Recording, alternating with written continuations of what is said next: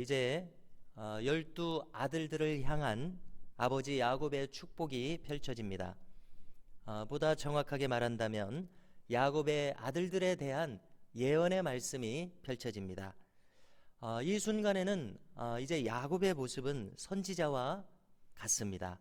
단순히 아버지로서만이 아니라 하나님의 언약을 받아왔던 언약의 당사자로서 하나님의 뜻, 곧 하나님의 주권을 대변하는 선지자로서의 역할을 수행하는 것을 우리가 읽게 됩니다.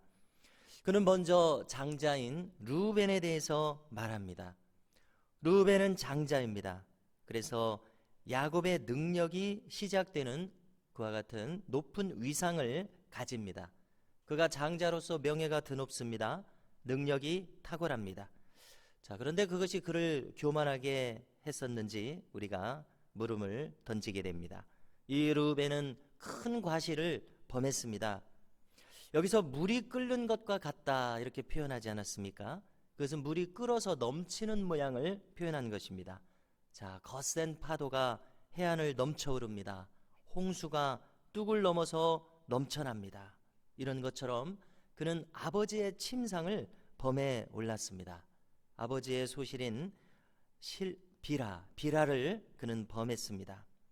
4절 말미를 보니까 말합니다. 내가 아버지의 침상에 올라 더럽혔음이로다. 그가 내 침상에 올랐었도다. 그래서 너는 탁월하지 못할 것이라 이렇게 말합니다. 장자의 위상을 잃게 됩니다.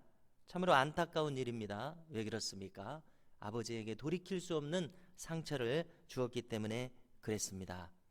그는 자제하지 못했습니다. 우리가 아시는 대로 요셉도 같은 시험을 받았지 않았습니까? 그런데 그는 보디발을 생각했습니다. 하나님을 생각했습니다. 그때 그는 내가 어찌 이 큰 악을 행하여 득죄하리요. 그를 스스로 자제할 수 있었습니다. 주인에 대한 신뢰를 저버릴 수 없었고 하나님께 대한 신앙을 저버릴 수 없었습니다. 신전의식, 하나님 앞에 있다는 이 꼬람데오 루터와 같이 이 의식을 가지고 그는 시험을 이길 수 있었습니다. 그러나 르우벤은 그와 같이 자신을 통제할 수 있는 힘을 가지지 못한 인물이었습니다. 그래서 그는 시험에 굴복했습니다. 그래서 장자로서의 탁월성을 잃었습니다. 그것은 돌이킬 수 없는 실책이 되었습니다. 우리가 르우벤을 보면은 좋은 면을 가지고 있습니다. 요셉을 죽이지 말자, 요셉을 해치지 말자, 이렇게 장자로서 참 선한 품성을 가진 인물이었습니다. 좋은 자질을 가진 인물이었습니다. 그러나 그런 자질이 더 이상 발휘될 수 없는 그러한 상태에 놓여졌습니다. 참 안타까운 인물입니다. 그리고 이제 이어서 차남 시므온과 삼남 레위에 대해서 말합니다. 그들에 대해서 그들의 칼은 폭력의 도구라 이렇게 말합니다. 그 전에 그들에게는 이 누이 동생 디나의 일이 있었습니다. 세겜 족속 추장 하몰의 아들에 의해서 그가 범해졌을 때에 이들은 오라비들로서 참으로 분노했습니다.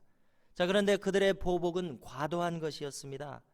그들은 할례를 이제 도구로 삼았습니다. 이제 함께 통혼하기 위해서 세겜 족속에게 할례를 하게 되면 함께 통혼할 것이다 이렇게 말했습니다. 할례는 신성한 하나님의 언약의 도구와 같은 것입니다.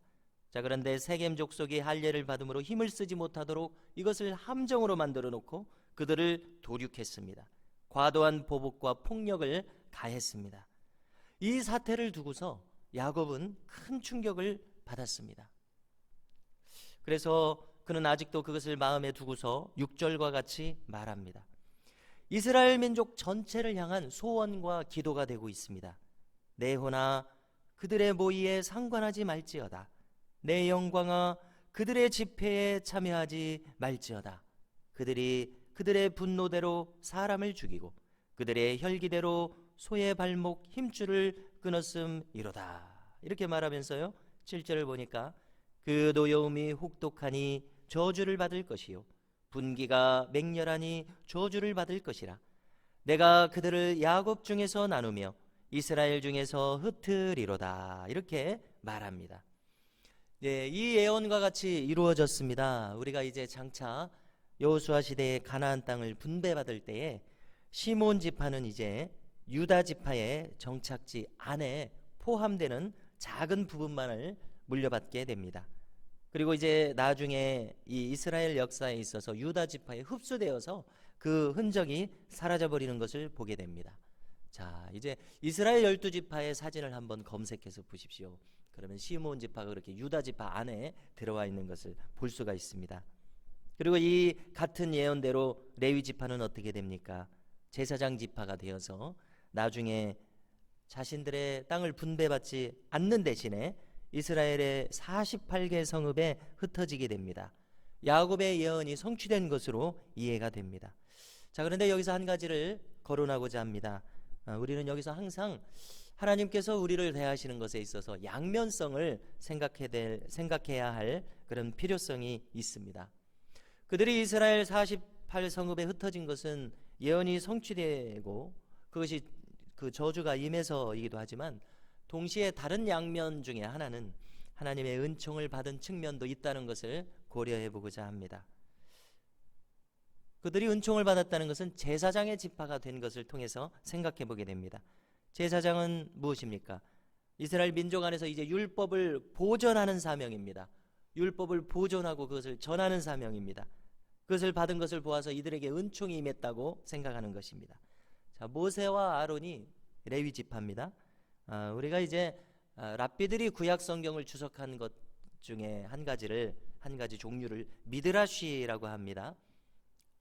예수님 시대 이후에 주석한 것들은 탈무드라고 하고 구약의 것들을 주석한 것을 미드라시라고 하는데 430년의 이 노예 생활 중에 신앙의 정절을 가장 잘 지킨 지파가 레위 지파라고 설명합니다. 우리 한국 교회도 보면은 이제 일제 강점기를 지내면서 신사참배를 하지 않고 옥중에 갇혔던 때로는 죽음에 이르렀던 순교했던 그런 신앙의 정절을 끝까지 지켰던 분들이 나중에 장로교회에서 떨어져 나가서 교단을 결성하지 않았습니까? 그래서 부산 지역을 중심으로 하는 고신지파입니다. 고신파입니다. 지파가 아니라 고신교단. 그들은 신사참배를 거부한 이 추록 성도들로 이루어졌습니다. 신앙의 정절을 지켰다는 점에서 이 레위 지파와 비슷하다는 것을 거론하고자 합니다. 자, 우리가 이제 그 모세가 태어났을 때에 바로 왕이 유대인들의 유아들을 살해하라 이런 명령을 내렸죠. 그럼에도 불구하고 이 레위 지파 모세의 양치는 모세를 출산했습니다. 살렸습니다. 신앙의 정절을 지키느라고 전해지기는 이 박해를 받았던 이 레위 지파의 인구수가 가장 적은 것이 기록되어져 있습니다. 우리가 이제 지파들의 인구수는 민수기 첫 부분에 보면은 기록되어 있습니다. 그래서 보통의 지파들을 20세 이상으로 계수했을 때에 약 5만 명 정도씩 되고 있습니다. 그래서 이제 60만 명을 이루는데, 그런데 이제 레위 지파는 30세 이상으로 50세까지 8천 명밖에 되지 않는 것을 우리가 확인할 수 있습니다. 갓난아기들로부터 따져도 2만여 명밖에 되지 않습니다. 그러니까 다른 지파의 한 절반도 못 미치는 그러한 계수가 이루어집니다. 민수기 초반의 기록입니다. 자, 그래서 이제 미드라시는 해석하는 것입니다. 생명을 다해서 충성한 이 레위 지파가 제사장 지파로 선택될 만하다. 그들은 신앙의 정절을 지킨 지파기 때문이다. 이렇게 해석합니다. 자, 지금까지 내용을 정리합니다. 항상 우리 인간에게는 과실이 있고 또 하나님의 은총을 받아서 새로워진 측면이 있을 수 있다는 것입니다. 우리 자신들에게도 이렇게 양면성이 있을 수 있다는 것을 우리가 기억해야 되겠습니다.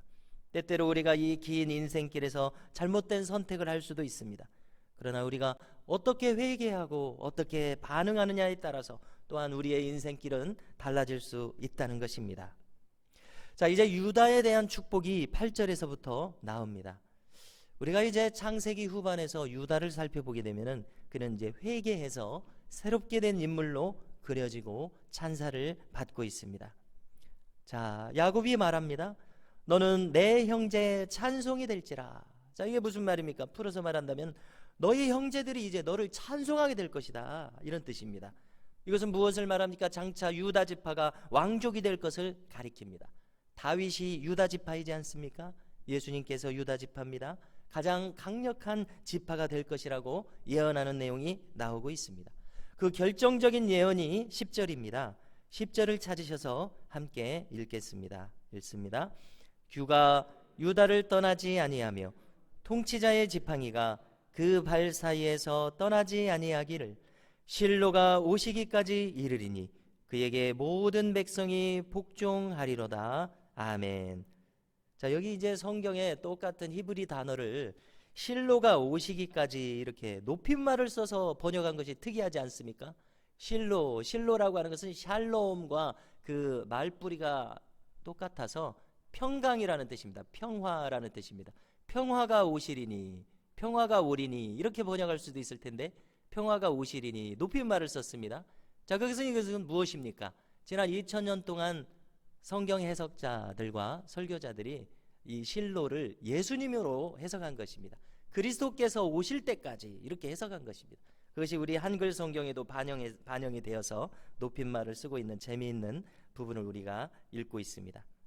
자, 여기서 규와 통치자의 지팡이라고 하는 것은 무엇입니까? 고대의 왕들이 손에 쥐고 있는 그 왕의 호를 가리키는 것입니다. 규와 통치자의 지팡이, 왕의 상징입니다. 실로라고 하는 것은 샬롬의 변형이고 평강의 왕 그리스도를 가리킵니다. 그래서 이 내용을 풀어서 말하면 무슨 뜻입니까? 예수 그리스도가 오실 때까지 유다가 왕족의 지위를 유지한다는 의미가 되고 있습니다. 자, 실제로 우리 예수님 당시의 왕은 누구입니까? 헤롯 왕입니다. 자, 그런데 그는 이둠의 족속이라고 알려져 있습니다. 즉 에돔 족속입니다. 크게 보면은 에서 족속이니까 같은 민족이라고 할 수 있겠습니다만은 이제 유대 민족 워낙 갈라졌기 때문에 이방인이라고 할 수가 있지 않습니까? 자, 그래서 실제로 이 주후 300년대에 초대교회 역사책을 서술한 이 가이사랴 유세비우스라고 하는 인물이 기록했습니다. 우리나라의 책도 번역되어 있습니다. 그는 기록하기를 과연 이 예언의 말씀대로 예수님께서 태어나실 때 이 이방인인 헤롯이 유대의 왕이었다, 이 부분을 지적합니다. 그래서 이전까지는 유대인들의 통치가 계속 이어졌습니다. 그런데 예수님께서 정말 그리스도인 증거로서 이 이방인이 이제 왕을 하고 있는 이 예언이 성취된 것이다, 이렇게 기록하고 있습니다. 참 특이한 부분입니다. 자, 우리는 이 유다를 한번 보십시오. 유다는 그 이전의 모습과 지금의 모습을 볼 때 환골탈태한 모습입니다. 참으로 놀랍습니다. 그는 회개에서 새롭게 됐습니다. 전혀 새롭게 된 인물입니다. 이 유다에 대해서 이처럼 대단한 축복의 말씀이 지금 선포된 것입니다. 그가 왕족이 될 것을 선포했습니다. 메시아가 오실 때에 대한 예언을 그를 기준으로 이렇게 선포했습니다. 그리고 실로가 오실 때까지 그가 왕족이다라고 하는 것은 그의 통치권이 멈춘다는 뜻이 아닙니다. 왜냐하면 예수님께서 유다 지파이기 때문에 그의 통치가 영원토록 이어진다는 것을 의미하고 있습니다. 자, 얼마나 영광스럽습니까? 자, 이 일이 나 자신을 통해서 이루어졌다고 한번 생각해 보십시오. 나를 통해서 메시아가 나시고 또 메시아의 역사가 이루어졌다고 생각하면 우리 가문이 얼마나 영광스럽겠습니까?